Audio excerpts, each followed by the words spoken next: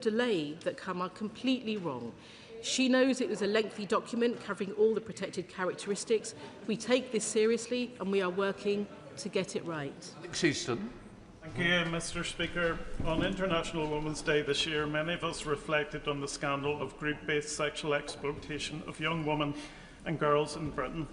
Will the Minister commit that by International Women's Day 2027, the Government will have implemented the key interim lessons from the independent inquiry into grooming gangs and from other reports commissioned in this matter by members of this House? Minister.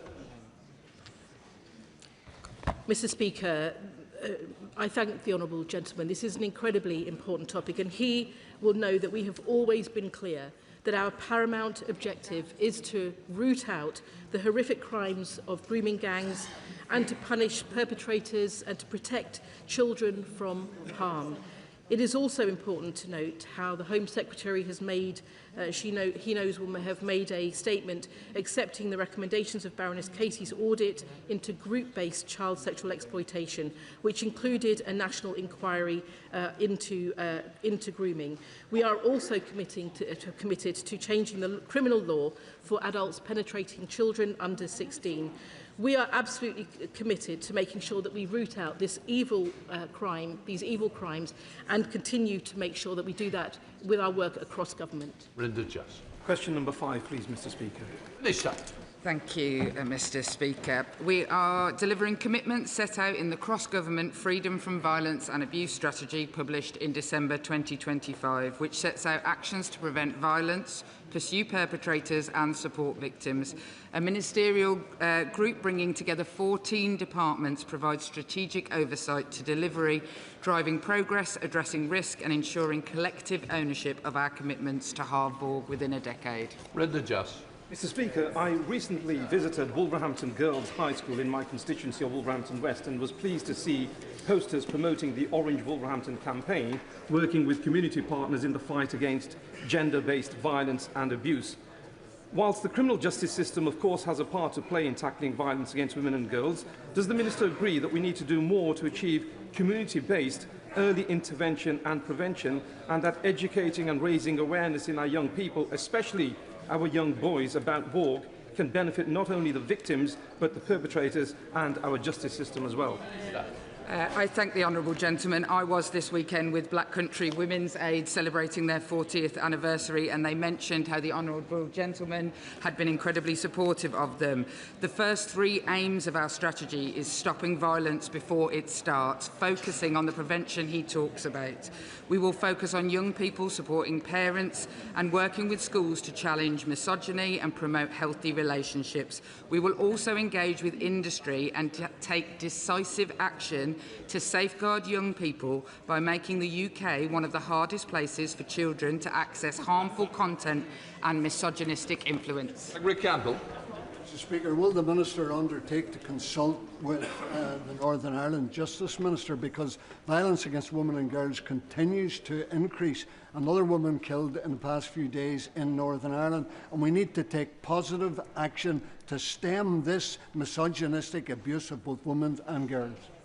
Minister. I thank the honourable gentleman, and he highlights another incredibly sad case. Of course, I work with the Justice Minister in Northern Ireland, as with all the devolved administrations. We work very, very closely to make sure that we are working together to deal with this problem collectively. So, Secretary of State Minister. Incomplete responses from police forces, nothing from Police Scotland. Healthcare Today reported back in 2025 that Women's Rights Network via FOIs found 1 in 7 sexual crimes, 266, Mr. Speaker, were on hospital wards.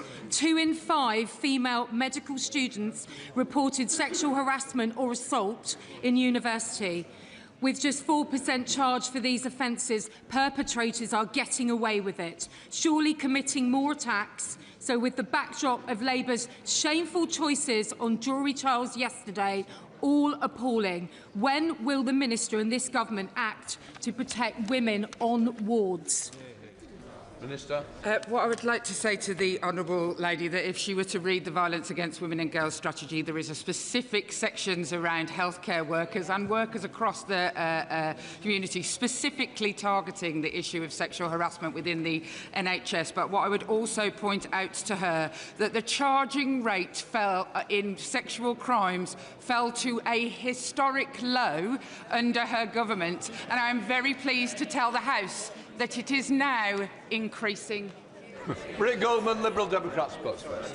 Thank you, Mr. Speaker. Mr. Speaker, last month The Guardian revealed that suicides following domestic abuse may be vastly underreported, with research in Kent suggesting it could be 15 times more prevalent. There has been just one manslaughter conviction from such a death in the whole of UK legal history.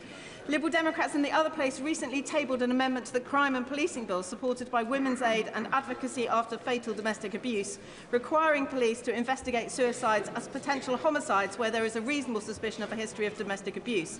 Given the government's reluctance to support that measure, will the Minister commit to making the College of Policing's published guidance on this matter statutory so these cases are properly investigated across all forces? I thank the Honourable Lady and once again point to this exact issue which is covered in the Violence Against Women and Girls strategy, with the need to improve police responses. That is why the government has invested £13.1 million into a policing centre that focuses specifically on VOG, who have undertaken on this specific issue of suicide in domestic abuse some absolutely groundbreaking work that will lead, I very much hope, to change and further conviction, which we would all want to see. We come to Topicals, Mohammed Yazid. One, please, Mr. Speaker. Secretary of State.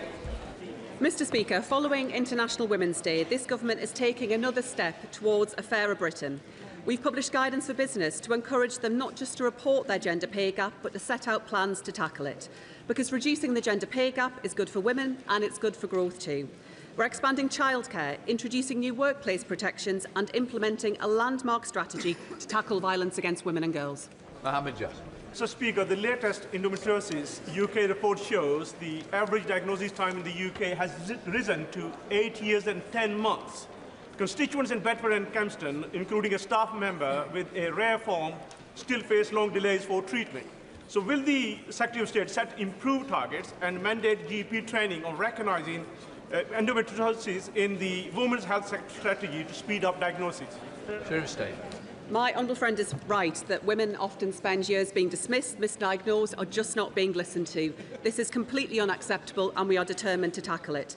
To improve early diagnosis of the condition, we continue to roll out community diagnostic centres, and through our renewed women's health strategy, which we'll publish soon, we'll be focused on speeding up diagnosis and treatment of mental health and gynaecological conditions, including endometriosis.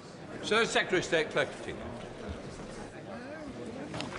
Within an hour of the government publishing their Islamophobia definition this week, there were calls from within the Labour Party for it to be weaponised to stifle free speech. And yet we know there have been multiple cases of our public services being too scared of being called Islamophobic to speak freely to save women and girls from serious harm. So can the Secretary of State explain why the Labour Party thought it was worth trading the safety of women and girls for their own narrow political interests? Mr. Speaker, what absolute rubbish. This is a serious issue. We know that there are people who want to pull our country apart, but I am proud that we live in a multi-ethnic, diverse and tolerant nation where we celebrate our shared values. It is right that we take action against anti-Muslim hatred in our country, as we take action on anti-Semitism too, and we've set out further steps in that area. But it is completely unacceptable that anyone would face intimidation or harassment on the basis of their faith. But that is not in conflict, Mr. Speaker, with our fundamental belief in the right to freedom of speech. Catherine Fuchs. An economic abuse victim loses her life every 19 days, according to Surviving Economic Abuse. With over half of domestic homicide reviews involving this form of abuse by their partner, what steps is the Secretary of State taking with Cabinet colleagues to tackle it, both through the Violence Against Women strategy of the government and through improving understanding within relevant agencies? Minister. I thank the honourable lady. The cross-government Vorg strategy that she speaks of sets out an ambitious package of measures to prevent and tackle economic abuse and support victims. This includes exploring how to prevent joint mortgages being used as a tool of abuse, ensuring coerced debt is accurately reflected and addresses the very severe problem of victims' credit files, and piloting the use of economic abuse evidence form within the government to improve our response to victims of economic abuse. Steve Blackman. 18 months ago in the King's Speech, the government announced that it would bring forward the draft Race and Disability Equality Bill. We've not seen this draft yet. Next week will be a year since the consultation was launched. When will we see the draft bill, and what will the process of scrutiny be for that bill? Mr. Speaker, I welcome the honourable lady's interest in this area. Good progress has been made in developing the policy. We will publish the government's response as soon as we can, as well as setting out next steps in terms of legislation we'll bring forward. This was a key manifesto commitment, and we will deliver it. Richard Quigley. Thank you, Mr. Speaker. The wage gap between the Isle of Wight and the rest of the UK leaves. I know you love the Isle of Wight. You just did nothing about it in power. The wage gap between the Isle of Wight and the rest of the UK leaves full-time island employees around £5,500 worse off compared to the national average. For female islanders, it's around £8,000 a year worse off. Will the Secretary of State work urgently with Cabinet colleagues to address the island wage gap, particularly for women? And does she agree that closing that gap is good for women, good for communities and good for growth? Minister. Mr. Speaker, I firmly agree that women's equality and economic growth go hand in hand. That's why I was pleased to join the Secretary of State in formally launching action plans last week, so that large employers will be encouraged to set out the steps they're taking to narrow their gender pay gap. This will ensure that women are able to thrive in the workplace across the country, including in the Isle of Wight. Marvellous. Right, we now come to Prime Minister's questions. We start with Serena Brackenbridge. Thank you, Mr. Speaker. Question 1. Prime Minister. Thank you, Mr. Speaker. Our armed forces are working day and night to protect British lives and British interests in the Middle East. The RAF have flown over 230 hours of defensive operations over multiple countries, shooting down multiple drones, protecting British lives and our allies. We thank them for their courage and for their professionalism. Mr. Speaker, this morning I had meetings with ministerial colleagues and others. In addition to my duties in this House, I shall have further such meetings later today. Prime Minister, strengthening Britain's defence capability and rebuilding our industrial base has never been more important. Can the government's £1 billion helicopter investment with Leonardo UK support skilled jobs across the UK, including Tata Steel in Wensfield and My Supply Chains in Wolverhampton North East, where we are immensely proud of our Black Country steel and manufacturing heritage? And will the Prime Minister ask relevant ministers to meet me to discuss securing more of those good jobs in Wolverhampton and Willenhall? Prime Minister. I can thank my honourable friend and very happy to arrange the meeting that she is asking for. Our £1 billion investment in new helicopters is good news for steelmakers in her constituency and secures thousands of jobs across the United Kingdom. Mr. Speaker, we're making defence an engine for growth.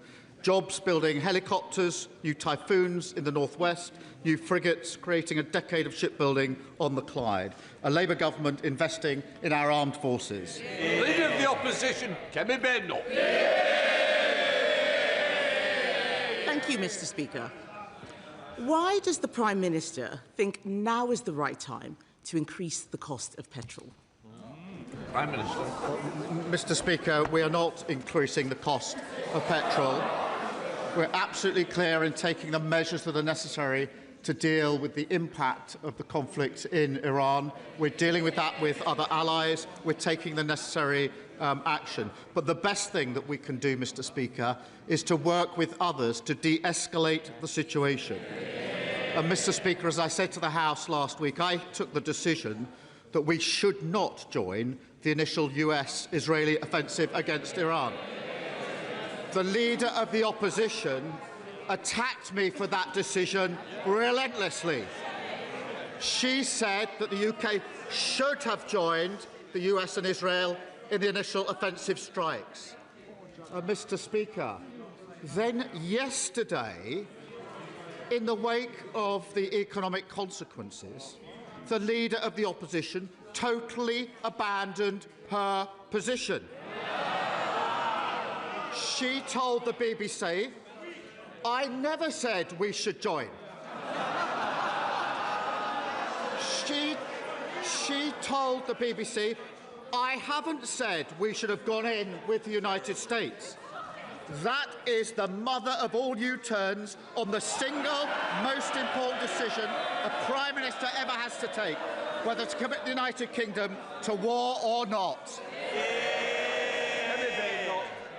Mr. Speaker, I think the mother of all U-turns is him saying that they're not increasing fuel duty.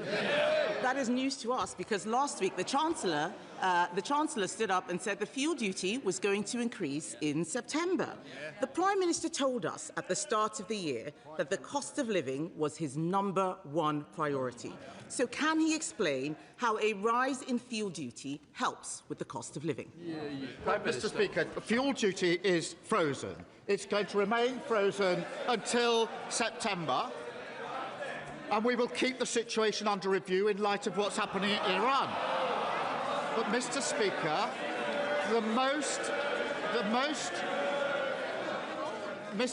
the most important issue is de-escalating the situation.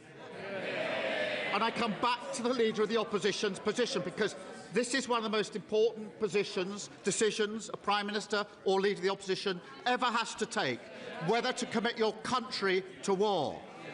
The day after the initial US-Israeli strike started, her shadow Foreign Secretary said that the US-Israeli initial attacks were absolutely right, and it is a position my party supports. She said, why has the Prime Minister not actually worked with America to be much more proactive? Last Wednesday, Leader of the Opposition. We are in this war whether we like it or not. What is the Prime Minister waiting for?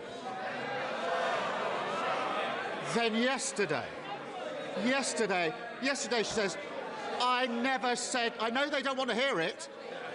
I know they don't. I wouldn't want to hear it if I were them. After all that, she says... Order, order. Enough is enough. I can't hear it. Who wants to lead the first ones out? Right, we'll have a little bit more silence. Prime Minister. So after 9 days of saying, join the war, join the war, join the war, yesterday she says, I never said we should join. I haven't said we should go in with the US. I'll tell you what's happened, Mr. Speaker.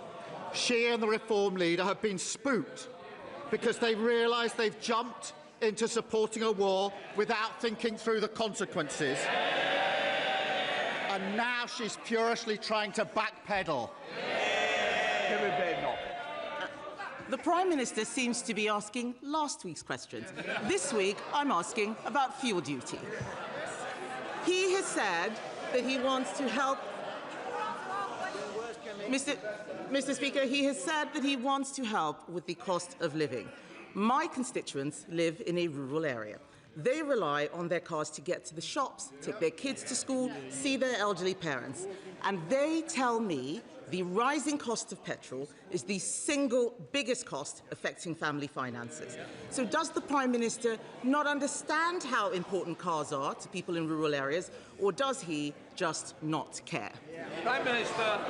Mr. Speaker, we're working across all departments and with allies to deal with the impact of the conflict in Iran, as the House would expect. But she says about, if I'd asked her last week, her position would have been, we support the initial strikes and we want to join the war. This week she says, we don't want to join the war. I'm sorry, that is a screeching U-turn. And Mr. Speaker, this is in this job, you don't get a second shot at making the right call on taking your country to war. If she were Prime Minister, Mr. Speaker, we would be in the war, and she would be coming back to Parliament a week later to say, oh, sorry, I got that one wrong. Order! Order! Order! I'm sorry I'm interrupting you, but unfortunately, we've got to stick to Prime Minister's questions, not opposition questions.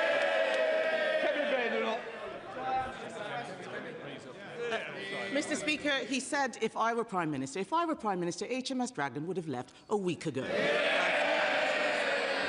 only time...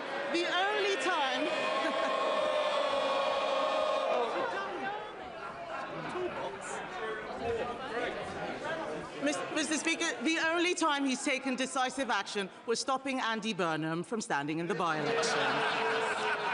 But let's talk about what the people out there are worried about. I heard from a builder, Mr. Speaker, who has 115 employees using 75 vans. With the jobs tax, sky-high energy bills, and now a hike in petrol prices, that builder is having sleepless nights. How does the Prime Minister justify a rise in fuel duty to that small business owner and millions more like him up and down the country? Prime Minister. There hasn't been a rise. It is frozen. There isn't going. It is frozen until September. And Mr. Speaker, she mentions the HMS Dragon. Can I first start by thanking the Royal Navy who are serving on HMS Dragon? Can I second say that what's been happening is it's been carefully being loaded with the anti-strike ammunition and capability that it needs. And the Navy and civilians have been working 22-hour shifts in relationship. But in relation to those that are taking the action to defend us, what does she say? Just hanging about. Just hanging about. That's how she described our pilots in the region.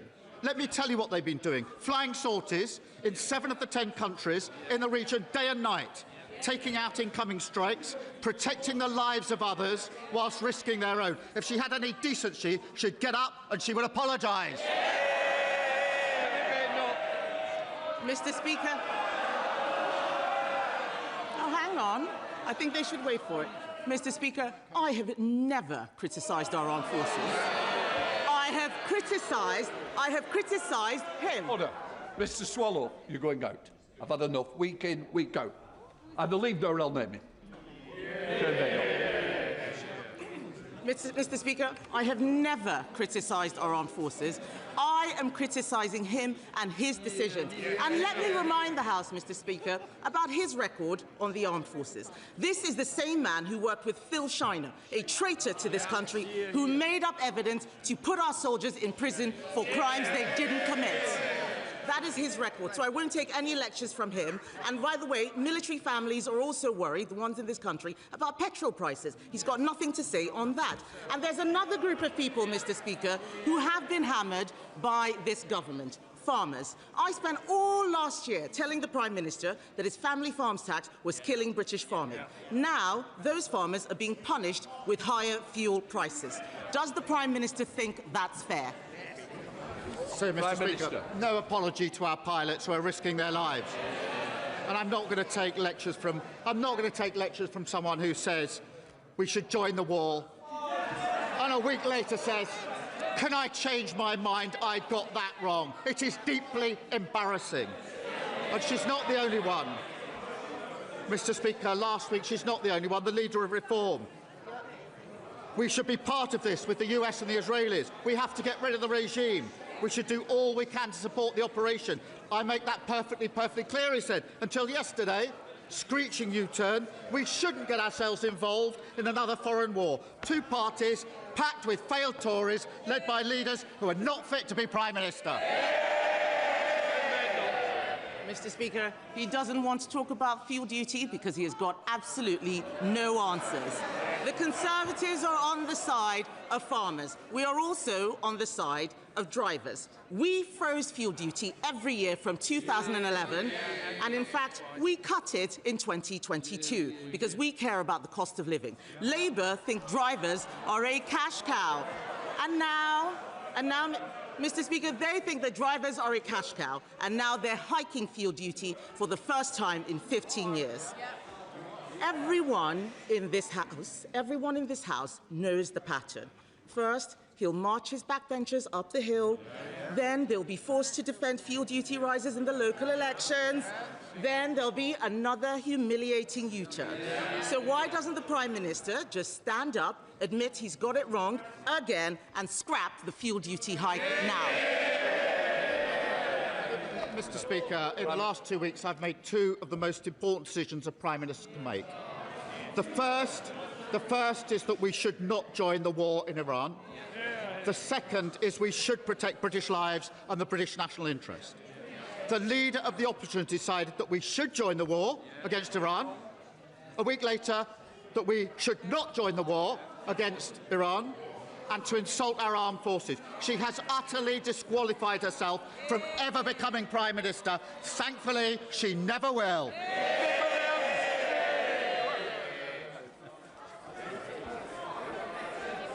Thank you, Mr. Speaker. As the Prime Minister knows, my mum proudly worked in the pot banks of Burslem and Tunstall and is watching at home right now. Now, tomorrow is International Day of Ceramics, and that matters deeply to Stoke-on-Trent, the historic heart of Britain's ceramic industry. And Newcastle-under-Lyme. With energy prices rising, again, due to global instability, will the Prime Minister please tell my mum and our fellow Stokies what additional support the government will give energy-intensive industries like ceramics so the kilns of Stoke-on-Trent can fire for generations to come? He raised a really important issue, and I know that not only will his mum be watching, but his constituents, who he serves very, very well. Our supercharger will significantly reduce costs for thousands of major industries. Eligibility for the scheme is being reviewed this year. I can tell my honourable friend we're working with the ceramics industry on whether the scheme can be extended to more firms. Under the last government, industrial energy prices doubled and over 1,000 jobs were lost in the sector. We will not tolerate that. Said David, Leader of the Liberal Democrats. Thank you, Mr. Speaker. May I pay tribute to the Honourable Member for Warrington North for her powerful and courageous speech in the debate on jury trials yesterday. I really hope the Prime Minister was listening. Mr. Speaker, 30 years ago this week, a man carried 4 handguns into Dunblane Primary School and murdered a teacher and 16 children.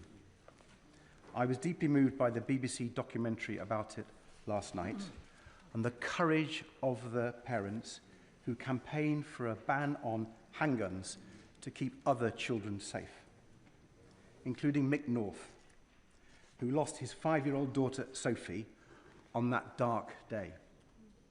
He's rightly called on the Honourable Member for Clacton to renounce his description of the handgun ban as, and I quote, ludicrous, something the member still refuses to do. And Mr. North has also called for a review of firearms legislation to close any loopholes. Does the Prime Minister agree? Prime Minister. Well, I certainly do, and we must never forget the horror of Dunblane and never forget the young children and their teacher who did not come home from school. The campaign that families fought to make this country a safer place is a lasting legacy, and we should be enormously grateful for their courage. Sir Ed Davey. The Prime Minister for his reply, and I hope the government will close any loopholes. Mr. Speaker, this week families across the country have seen petrol prices rise at the pump, mortgage rates go up, and fixed energy deals get more expensive, all because of a war they did not start and do not support. The leader of the Conservatives has been competing with the Honourable Member for Clacton to be Donald Trump's biggest cheerleader. And the Prime Minister was right to reject their costly warmongering. But last week, I asked him to guarantee that energy bills won't rise by hundreds of pounds in July. He didn't answer. So let me try again. Will he give people that energy bill guarantee now? Prime Minister. Can I thank him for raising this, because people will be really worried about the impact on them, and just to reassure households that the cap is in place until the end of June, until July, and therefore that deals with the situation for households there. We are working with the sector and with others and with allies to do everything we can to make sure those energy bills don't rise, so we're working round the clock on that. The most important thing, the most effective thing we can do is to work with our allies to find a way to de-escalate the situation. He's right about the Leader of the Opposition, the Leader of Reform. Last week they were urging us to join, this is serious, to join. If they had been leading the country, we'd be in a war, and they've now come to Parliament to say, Order. Prime Minister, who said lying again? I want that withdrawn. Is that withdrawn? And I'll deal with it, thank you. I don't want any more off the front bench. We take it very seriously, and calling another member a liar is not acceptable. Prime Minister. Thank you, Mr. Speaker, and so that's our position. Josh Dean. Thank you, Mr. Speaker. Too often I hear from SEND families in Hertford and Stortford whose children have been left out of education for months or even years because they can't get a school place that meets their needs within a reasonable distance. I'm campaigning for more investment in the bricks and mortar SEND provision that semi-rural communities like ours need, so families can access support early and easily and their children can thrive in education. So will the Prime Minister back my campaign to expand SEND provision in Hertford and Stortford, and will he arrange a meeting with the relevant minister so we can discuss it in more detail? Yeah. Prime Minister. Mr. Speaker, he's right. Families are crying out for change, and that's why it's really critical we get this right. Our reforms will fix the broken SEND system, where parents have to fight for support, replacing it with tailored support personal to a child's need. A Best Start family hub in every local authority with a dedicated SEND practitioner will help families with face-to-face support they need. My honourable friend's a great advocate on this issue, and I'm happy to make sure he gets the meeting that he's asking for. Stephen Flynn. Mr. Speaker, let's be clear. Donald Trump's war in Iran is illegal, and the situation that has unfolded since is verging on insane. Oil is falling from the skies, sewers are exploding, the IRGC is indiscriminately attacking civilians across the region, cargo ships and potentially even mining the Strait of Hormuz, the economic consequences of which will be stark for the global economy but for every single person living on these isles too. And whether the Prime Minister accepts it or not, he did indeed take us into that war when he allowed the Americans to use UK bases just last week. But I have a specific question. He'll have seen the same footage I have of an American Tomahawk missile landing on a primary school, killing 110 children. Does he believe that to be a war crime? Prime Minister. Mr. Speaker, we're all concerned by that footage, but let me be absolutely clear with him. We have 300,000 UK nationals, including Scottish citizens, in the region. Strikes, missiles and drones are being fired into the region, putting them at great danger. We are taking action to protect them. I'm astonished that the SNP says don't take action to support Scottish citizens in the region. It's outrageous. Peter Dowd. Thank you, Mr. Speaker. National Highways, the government-owned company, has reneged on a promise to replace a demolished footbridge at Park Lane West in Netherton. It crossed one of the busiest roads and junctions in Merseyside, used by countless residents, particularly children and parents going to and from infant and primary school. My constituents have requested that that bridge be replaced with no ifs or buts. Will the Prime Minister support my constituents' very reasonable request to honour that promise made by National Highways? Can I thank him for campaigning for his constituents, his residents, who are obviously concerned about this? As I understand it, National Highways has concluded the best option for all users, pedestrians and cyclists, is a new crossing. But I thank him for raising the points, and I'll be happy for ministers to continue discussing with him the options. Thank you, Mr. Speaker. This afternoon, the Mandelson papers, or the first tranche, will be released, bringing into the light for the first time UK institutional knowledge of Jeffrey Epstein and those associated with him. But here in the UK, we have our own Epstein, Mohammed Fayed, and the institutions that supported his crimes.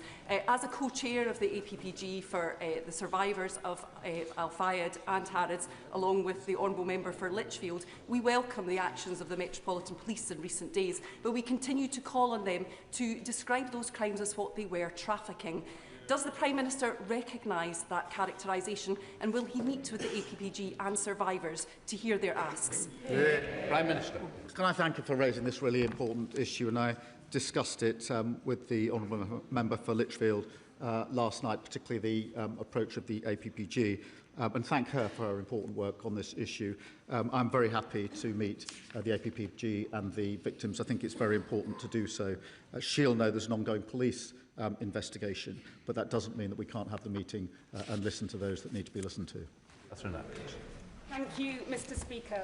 Team Derby is our partnership making sure that the billions of pounds in investment that this Labour government is bringing into Derby benefits the people of Derby in regeneration, skills and good jobs. The government's record investment in Rolls-Royce submarines means hundreds of new jobs and apprenticeships in Derby. So will the Prime Minister firmly reject the Green Party's defence policies, which would decimate jobs in Derby and leave the United Kingdom unprotected? Can I thank her? Derby is part of our industrial heritage and has a bright future. Initiatives, as she says, like Team Derby are so important to strengthen key sectors like defence, creating jobs and growth. Our £9 billion deal with Rolls-Royce to boost our fleet of nuclear submarines is testament to that, creating more than 1,000 jobs and safeguarding 4,000 more. Those that oppose all that must answer to the working people that they claim to represent. Mahindra. The Prime Minister will be happy that I'm not going to ask about fuel duty. Businesses across South West Hertfordshire are telling me they're now reluctant to take on young workers due to this government's rise in employer national insurance contributions and the crippling Employment Rights Bill.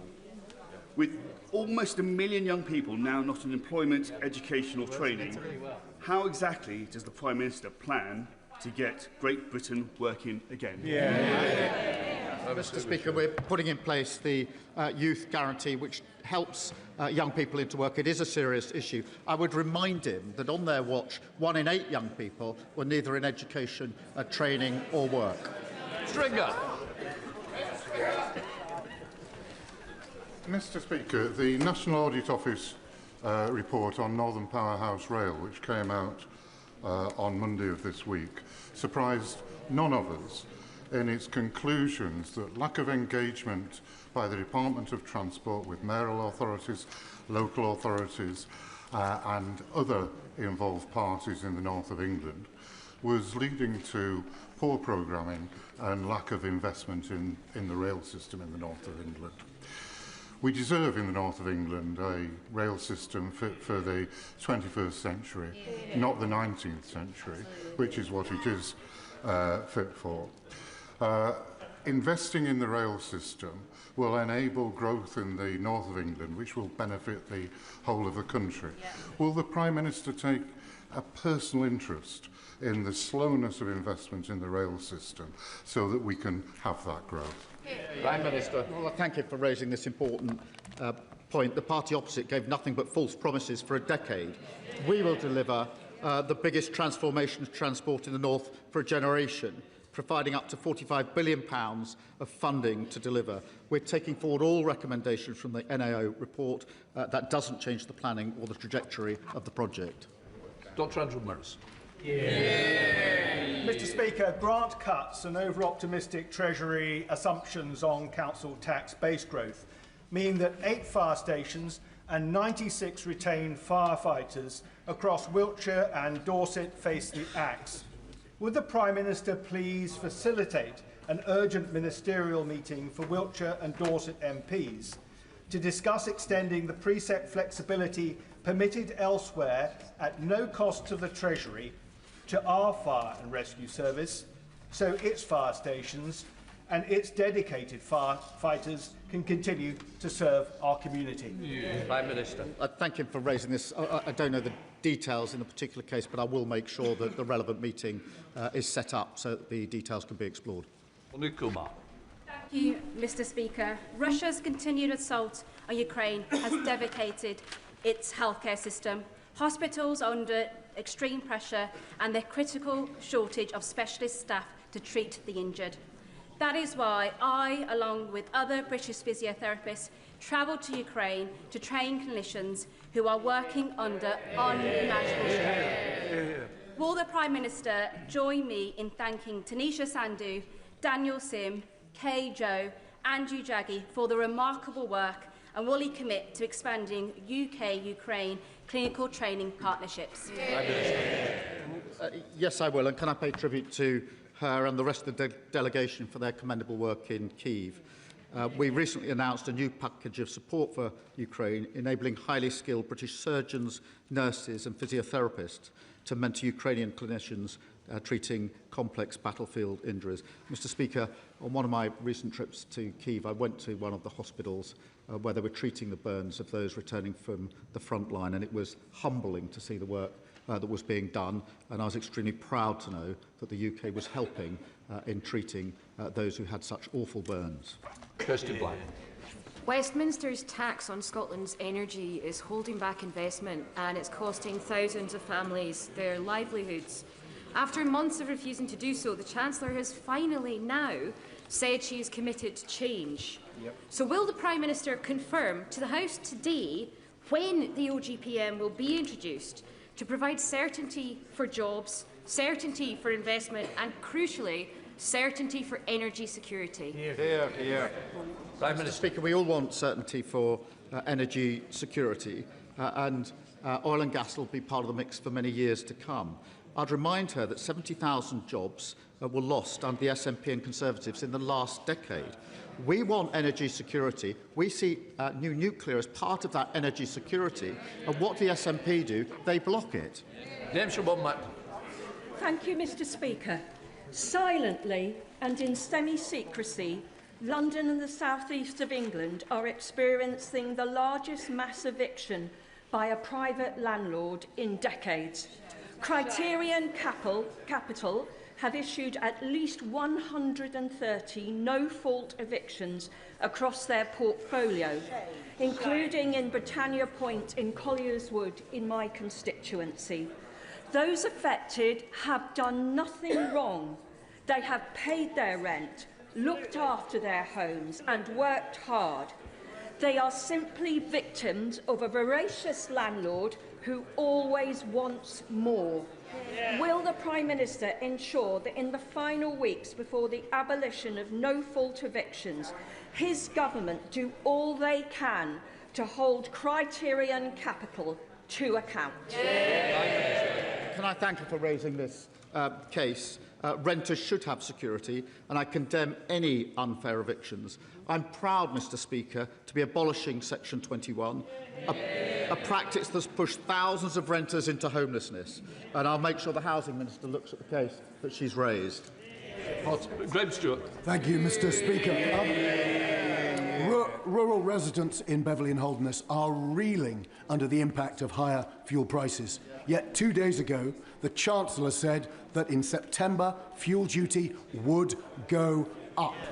So my constituents want to know, as the Leader of the Opposition repeatedly asked, is that fuel duty going to go up in September and add to the misery of my constituents or not? Prime Minister, for once in this place, give the House and the people of this country an answer. Yes or no? Fuel duty is frozen. It'll be frozen until September.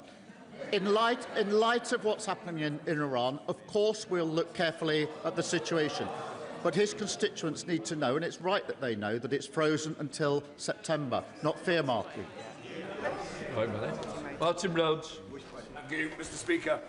The devastating fire on Union Street in Glasgow has destroyed small businesses and an iconic part of the city's heritage. But the exceptional skill and courage of our emergency services prevented an even greater tragedy. We need a rapid, thorough investigation with urgent implementation of recommendations. Local businesses, commuters and residents are already feeling the impact, and recovery must be a shared priority. Will the Prime Minister join me in thanking our emergency services and supporting efforts to rebuild this vital part of Glasgow? Prime Minister. Can I thank him for raising this devastating incident for Glasgow? My thoughts, and I'm sure everybody's thoughts, are with those who've seen their businesses and their livelihoods destroyed. Can I thank the emergency services who responded so quickly to the situation? And the people of Glasgow have seen far too many historic buildings suffer terrible fires over the last few years. And that's why we're investing to protect heritage buildings in England. But we'll keep a careful eye on the situation that he arises. Stephen Gatlin. Mr. Speaker, yesterday in the Welsh Senate, a secret Whitehall memo was called out by its members that showed this government's attitude to devolution, a muscular unionism that Boris Johnson would have been proud of. So can I ask the Prime Minister, when Scottish and Welsh voters go to the polls, will he respect that decision? And furthermore, what is it about those elections that so seems to terrify him at the moment? Prime Minister. Well, Mr. Speaker, I'm not going to make any apologies for spending more money in Scotland or in Wales to improve people's lives. There's been record investment under this government into Scotland. The question is, where's the money gone, John? Thank you, Mr. Speaker. Last week, members from across this House and the other place felt compelled to write to Joe Boydell, the Chief Executive of Travelodge, following reports that in 2022, a man was given a key card and the room number of a woman staying alone in one of their hotels by staff, entered her room and sexually assaulted her. Most alarmingly, statements made by Travelodge implied that staff had acted fully in line with their security and safety protocols and within industry standards. Will the Prime Minister join me in urging Ms Boydell to take us up on our invitation to meet with all interested members of this House and the other place to outline what action Travelodge are urgently taking to meet their duty to safeguard women staying in their hotels? Can I thank her for raising this absolutely shocking case and for talking to me last night about the details of it. My thoughts are with the victim, who had a right to be safe and who was failed in the most appalling way. Travelodge must take serious action to ensure such an appalling incident can never happen again. I'm concerned at reports that they haven't met members of Parliament. They should do so, and I should add that the Safeguarding Minister wants to meet them as well, and they should do that as well. Vicky Slade. Thank you, Mr. Speaker. 2 weeks ago, it was confirmed that no extra time will be provided in the other place to allow the assisted dying bill to complete its course. If this blocks the will of this democratically elected House, it will be a travesty for democracy and, more importantly, a tragedy for all those who are relying on it and have waited so long, not least my own dad. Will he act now to prevent the dismissal of the views of 76% of the public, especially as other parts of our country approve it, and so secure a real legacy for social policy in this Parliament? Prime Minister. Can I thank her for raising this? And I know there are strong views, and I acknowledge her personal connection in relation to this, which shows how serious the issues are. It is a matter of conscience. It's for Parliament to decide the passage of the legislation and any changes. Scrutiny is a matter for the other place. We have a responsibility to make sure any legislation is workable, effective and enforceable. That completes Prime Minister's questions.